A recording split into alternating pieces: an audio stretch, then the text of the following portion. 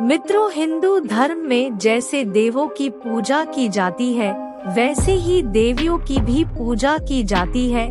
जैसे देवों में सर्वश्रेष्ठ त्रिदेव परम पिता परमेश्वर ब्रह्मा, जगत पालन करता भगवान विष्णु और देवों के देव महादेव की पूजा होती, उसी तरह देवियों में धन धान्य की देवी माता लक्ष्मी, विद्या व संगीत की देवी माता सरस्वती और आदि शक्ति माता पार्वती की भी पूजा होती है। कहा जाता है कि माँ काली माता पार्वती का ही एक स्वरूप है और माता पार्वती ने दुष्टों का संहार करने के लिए माँ काली का रूप धारण किया था। आखिर क्यों माता पार्वती को ये माँ काली का अवतार लेना पड़ा था? आखिर क्यों माँ काली के गले में नरमुंडों की माला, एक हाथ में कृपाल और दूसरे हाथ में दैत्यों के खून से भरा एक कटोरा होता है, जिससे माँ काली राक्षस का संहार कर उनके रक्त को पीती है?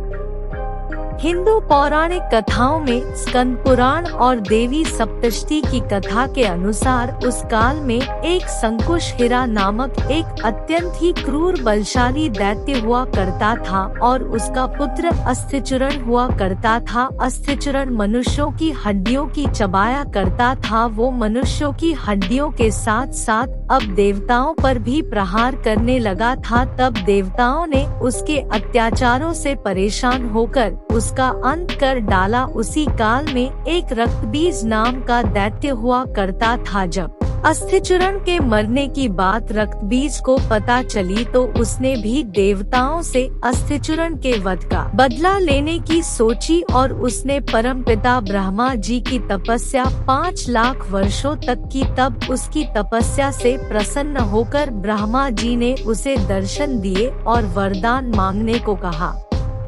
ब्रह्मा जी को देखते ही रक्तबीज ने उन्हें प्रणाम किया और कहा कि हे परम पिता, मुझे ये वरदान दीजिए कि मुझे कोई भी भगवान, देव, राक्षस, गंधर्व, पशु पक्षी कोई भी मुझे ना मार सके और मेरे शरीर से जितने ही बूंद खून की गिरे उतनी बूंदों से मेरे ही तरह एक बलशाली पराक्रमी दैत्य का जन्म हो। ब्रह्मा जी ने रक्तबीज से कहा कि हे रक्तबीज, तुम्हारी मृत्यु किसी पुरुष द्वारा नहीं होगी लेकिन किसी स्त्री द्वारा जरूर हो सकती है। इतना कहकर ब्रह्मा जी तथास्तु बोलकर अंतर ध्यान हो गए। वरदान पाने के बाद रक्तबीज अपने अहंकार में आकर उसने मनुष्यों पर अत्याचार करना शुरू कर दिया और अपने वरदान के अहंकार में उसने स्वर्ग लोक पर भी आक्रमण कर दिया। रक्तबीज के आक्रमण से परेशान होकर देवताओं ने 10,000 वर्षों तक मनुष्यों की भांति रहे। उसके बाद इंद्रदेव ने ब्रह्मा जी के पास जाकर उनसे रक्तबीज को मारने के लिए कहा। तब ब्रह्मा जी ने कहा, मैं उसे नहीं मार सकता क्योंकि मैंने उसको वरदान दिया है।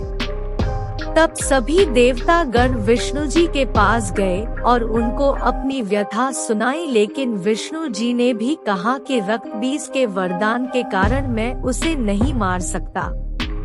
तब सभी देवता गण हताश होकर आखिर में कैलाश गए। देवताओं ने शिवजी को सारी व्यथा बताई। तभी ब्रह्मा जी ने शिवजी से कहा कि मेरे ही वरदान के कारण कोई भी पिशाच, भगवान, देव, राक्षस, गंधर्व, पशु पक्षी या कोई भी मनुष्य उसका वध नहीं कर सकता। उसका वध केवल एक स्त्री कर सकती है। तभी शिवजी ने सभी देवताओं से आदिशक्ति की स्तुति करने को कहा। सभी देवताओं द्वारा आदिशक्ति की स्तुति करने से एक देवी प्रकट हुई और उसने देवताओं से कहा कि हे देवगण, आपको घबराने को जरूरत नहीं है, मैं जरूर आप सबकी उस रक्तबीज से रक्षा करूंगी। इसके बाद सभी देवता अपने अपने स्थान वापस चले गए। उसके बाद सभी देवतागण ने नारद जी से रक्तबीज की मति भ्रष्ट करने को कहा, जिससे रक्तबीज आदिशक्ति से युद्ध करने को विवश हो जाए। नारद जी रक्तबीज के पास उसकी मति भ्रष्ट कर दी।